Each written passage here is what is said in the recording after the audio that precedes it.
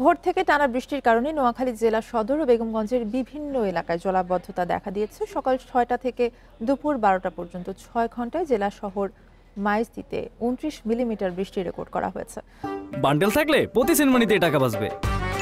বিকাশ send money bundle কিনে জিতুন প্রতি লেনদেনে।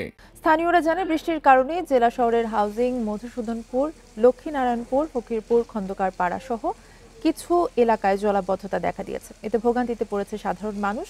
এছাড়া বেগমগঞ্জ উপজেলার একলাশপুর, হাজিপুর, দুর্গাপুর, নরোত্তমপুর সহ বিভিন্ন ইউনিয়নে প্রায় ২ মাস ধরে চলা জলাবদ্ধতা পরিস্থিতির আরও অবনতি হয়েছে। এর মধ্যে একলাশপুর ইউনিয়নের বেশিরভাগ বাড়িঘর এবং সড়ক পানিতে ডুবে আছে।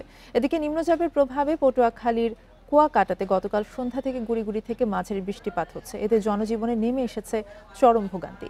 নিম্নচাপের প্রভাবে উপকূলীয় এলাকা দিয়ে ঝোড়ো বা দমকা হাওয়া বয়ে যাওয়ার সম্ভাবনা রয়েছে বলে জানিয়েছে আবহাওয়া অফিস।